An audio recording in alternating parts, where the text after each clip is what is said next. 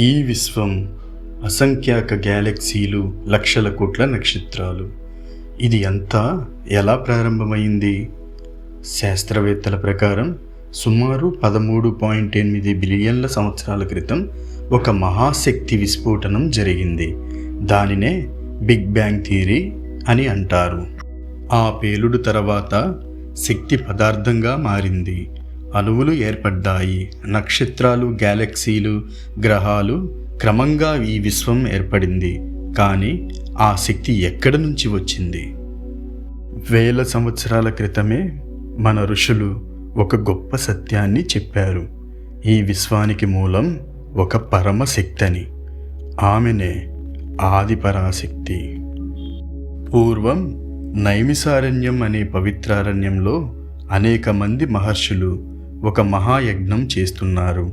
వారి లక్ష్యం ఒక్కటే, సృష్టి యొక్క అసలు రహస్యం తెలుసుకోవడం. మహర్షులందరికీ ఒక ప్రశ్న కలిగింది.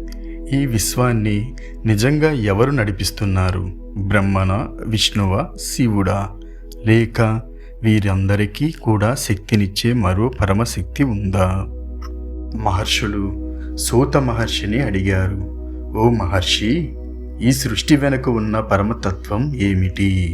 సూత మహర్షి ఇలా చెప్పారు, ఈ సృష్టిలో బ్రహ్మ సృష్టి చేస్తాడు, విష్ణువు పరిరక్షిస్తాడు, శివుడు లయం చేస్తాడు.